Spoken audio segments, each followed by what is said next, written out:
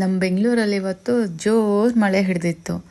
ಮೈಸೂರಿಗೆ ಹೊರಟು ಕೂತ್ಕೊಂಡಿದ್ದೀನಿ. ಬೈಕಲ್ಲಿ ಹೋಗಬೇಕು, ಹೇಗಪ್ಪ ಹೋಗೋದು ಅಂತ ಯೋಚನೆ ಮಾಡಿ ಕೊನೆಗೆ ಸರಿ ಅಂತ ರೈನ್ ಕೋಟ್ ಹಾಕೊಂಡು ಫುಲ್ ಕವರಾಗಿ ಹೊರಟೆ. ಬೇರೆ ಆಪ್ಷನ್ ಇರಲಿಲ್ಲ, ನಾನು ಬೈಕ್ ತಗೊಂಡು ಹೋಗಲೇಬೇಕಿತ್ತು.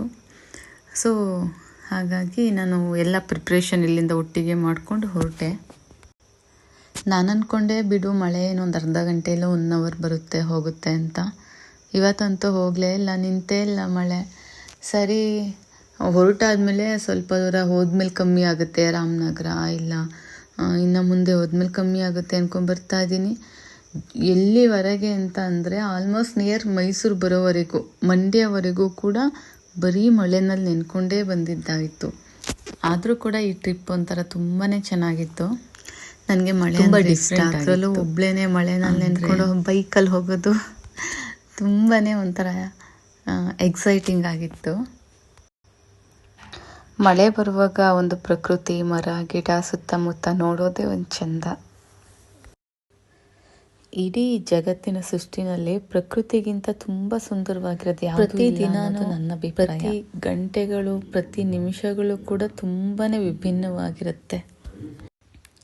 ಬೆಳಗ್ಗೆ ಸೂರ್ಯ ಉದಯಿಸುವಾಗ ಒಂದು ರೀತಿ ಇದ್ದರೆ, ಸಂಜೆ ಮುಳುಗುವಾಗ ಸಂಜೆ ಟೈಮೇ ಒಂದು ರೀತಿ ಇರುತ್ತೆ. ಆಕಾಶದ ಬಣ್ಣ ಇರಬಹುದು, ಪ್ರಕೃತಿಯಲ್ಲಿರುವಂತಹ ಒಂದು ಬದಲಾವಣೆಗಳಾಗಬಹುದು, ಪ್ರತಿಯೊಂದು ಡಿಫ್ರೆಂಟ್ ಆಗಿರುತ್ತೆ. ಅಪ್ಪ ಎಷ್ಟು ಮಳೆ ಅಂದರೆ ಬೇರೆ ವೆಹಿಕಲ್ಗಳು ನಮಗೆ ಅಡ್ಡ ಬಂದಾಗ ನೀರು ಹರುತ್ತಲ್ಲ, ಅದು ಅವಾಯ್ಡ್ ಮಾಡೋದೇ ಆಗೋದು. ಮತ್ತು ಈ ಮೆಟ್ರೋ ಇದರ ಕೆಳಗೆ ಫ್ಲೇವರ್ ಕೆಳಗಡೆ ನೀರುಗಳು ಸುರಿತಿರುತ್ತಲ್ಲ, ಅದೆಲ್ಲ ಅವಾಯ್ಡ್ ಮಾಡಿಕೊಂಡು ಹೋಗೋದೇ ಒಂದು ಡಿಫ್ರೆಂಟ್ ಎಕ್ಸ್ಪೀರಿಯೆನ್ಸ್ ಆಗಿತ್ತು. ನಾನು ಹೇಗೆ ಅಂದರೆ ಕೆಲವೊಂದು ಮಾತುಗಳು ಅಥವಾ ನನ್ನ ಒಳಗಡೆ ಅನಿಸಿದ್ದನ್ನು ಸಡನ್ನಾಗಿ ಹೇಳಲ್ಲ. ನಾನು ಮನಸಲ್ಲೇ ಅಂದ್ಕೊತೀನಿ, ಮನಸಲ್ಲೇ ಯೋಚನೆ ಮಾಡ್ತೀನಿ. ಆ ರೀತಿ ನಾನು ಜರ್ನಿ ಮಾಡುವಾಗಲೂ ಅಷ್ಟೇ, ಯಾರನ್ನಾರು ನೋಡಿದಾಗ ನನ್ನಾರು ನೋಡಿದಾಗ ನಂಗೆ ತುಂಬ ವಿಭಿನ್ನವಾದ ಸ್ವಲ್ಪ ಕಾಮಿಕ್ ಆಗಿರುವಂತಹ ಥಾಟ್ಸ್ಗಳು ಬರ್ತಾ ಇರುತ್ತೆ. ಈ ರಸ್ತೆ ಬಂದು ಬಿಡದಿ ಸಿಟಿಗೂ ಮುಂಚೆ ಸಿಗೋವಂಥ ಒಂದು ರೈಲ್ವೆ ಡಿವೈಡರ್, ಅಂದರೆ ನಾವು ಕ್ರಾಸ್ ಮಾಡಿ ಹೋಗ್ಬೋದು.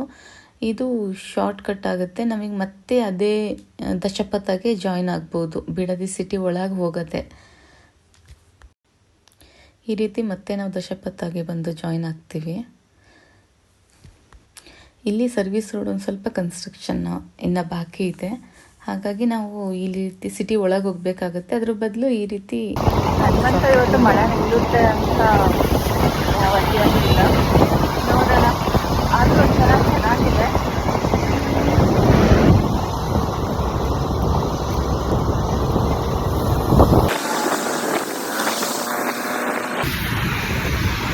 ಆ್ಯಕ್ಚುಲಿ ಹೊರಡುವಾಗಲೇ ಅಂದ್ಕೊಂಡೆ ಇದು ರಾಂಗ್ ಚಾಯ್ಸ್ ಅಂತ. ನಾನು ಬೈಕ್ ತಗೊಳ್ಳೇಬೇಕಾಗಿತ್ತು ಮೈಸೂರಿಗೆ, ಸೊ ಇವೆಂಟು ಓಡಾಡಲಿಕ್ಕೆ ಎಲ್ಲದಕ್ಕೂ. ಹಾಗಾಗಿ ನಾನು ಹೊರಟೆ. ಎಲ್ಲ ಥರ ಜರ್ನಿನೂ ಕೂಡ ನಾವು ಎಂಜಾಯ್ ಮಾಡಬೇಕಾಗುತ್ತೆ. ಎಷ್ಟೋ ಸಲ ಸೆಕೆಂಡಲ್ಲಿ ನಾವು ಬಸ್ಗಳಲ್ಲಿ ಓಡಾಡಿರ್ತೀವಿ. ಸೊ ಹಾಗೆ ಈ ಮಳೆ, ಅದರಲ್ಲೂ ಸಿಂಗಲ್ ರೈಡು, ಸೋಲೋ ರೈಡು ತುಂಬ ಚೆನ್ನಾಗಿದೆ.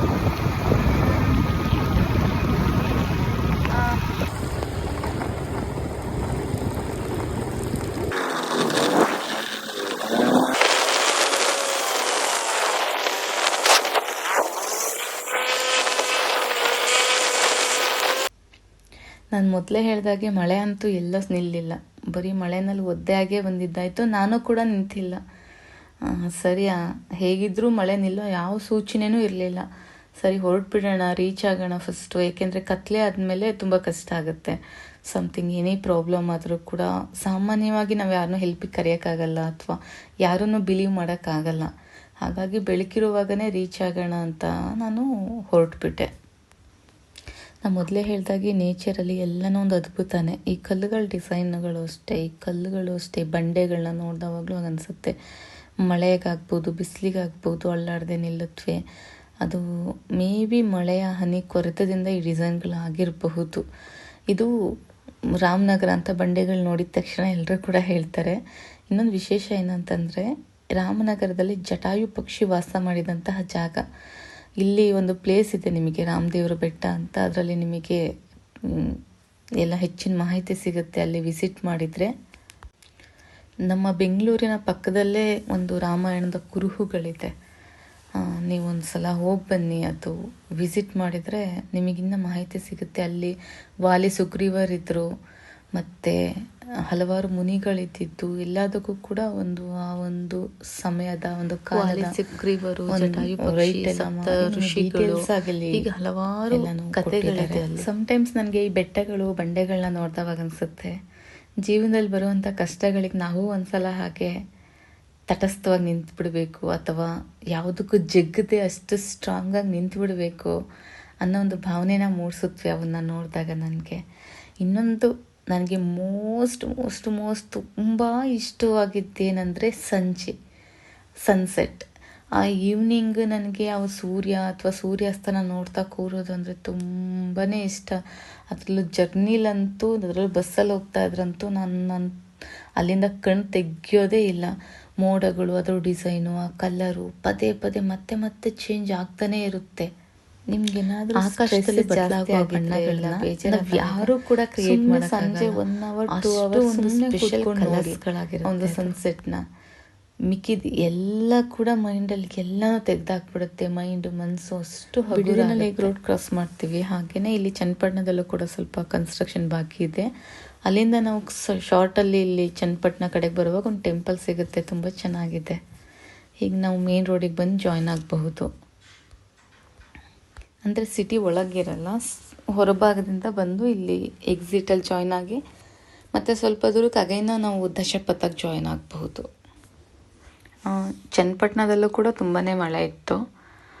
ನೆಕ್ಸ್ಟ್ ನಮಗೆ ಈ ಮಂಡ್ಯ ಅಲ್ಲಿ ಸ್ವಲ್ಪ ಕಡಿಮೆ ಆಯಿತು. ಮದ್ದೂರಲ್ಲಿ ಸ್ವಲ್ಪ ಪರವಾಗಿಲ್ಲ, ಅಲ್ಲೇನು ಅಷ್ಟಿರಲಿಲ್ಲ. ಮೈಸೂರಿಗೆ ಬರೋಷ್ಟೊತ್ತಿಗೆ ಸಂಪೂರ್ಣವಾಗಿ ಮಳೆ ಸ್ಟಾಪ್ ಆಗಿತ್ತು. ನನಗೆ ಮಳೆನೇ ಇರಲಿಲ್ಲ, ಬಟ್ ಸ್ವಲ್ಪ ದೂರ ಚನ್ನಪಟ್ಟಣದಲ್ಲಿ ಮಾತ್ರ ಆಫ್ಟರ್ ದಟ್ ನನಗೆ ಮಳೆ ಇರಲಿಲ್ಲ. ಸ್ವಲ್ಪ ಅಂದರೆ ಸ್ವಲ್ಪನೂ ಇರಲಿಲ್ಲ. ಮತ್ತೆ ಮಂಡ್ಯದಿಂದ ಮಳೆ ಇತ್ತು. ಇಲ್ಲಿ ಆ ಕಡೆ ಈ ಕಡೆ ವೆಹಿಕಲ್ಲು ಮತ್ತು ಪೀಪಲ್ ಕ್ರಾಸ್ ಆಗಲಿಕ್ಕೆ ಅಂಡರ್ ಪಾಸ್ಗಳು ಮತ್ತು ಕೆಲವೊಂದು ಬ್ರಿಡ್ಜ್ಗಳು ಮಾಡಿದ್ದಾರೆ. ಆ ಭಾಗದಲ್ಲಿ ಎರಡೂ ಕಡೆ ಹಂಪ್ಸ್ಗಳಿರುತ್ತೆ, ಸ್ವಲ್ಪ ನೋಡ್ಕೊಂಡು ಹೋಗಬೇಕು.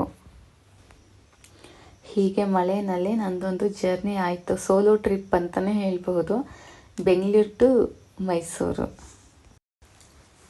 ನಾನು ಆ್ಯಕ್ಚುಲಿ ಸ್ವಲ್ಪ ನಿಧಾನವಾಗಿ ಗಾಡಿ ಓಡಿಸ್ತಾ ಇದ್ದೆ ಅನಿಸುತ್ತೆ, ಬಿಕಾಸ್ ನಾನು ಬರೋದು ರೀಚ್ ಆಗೋದು ತುಂಬ ಲೇಟ್ ಆಯಿತು.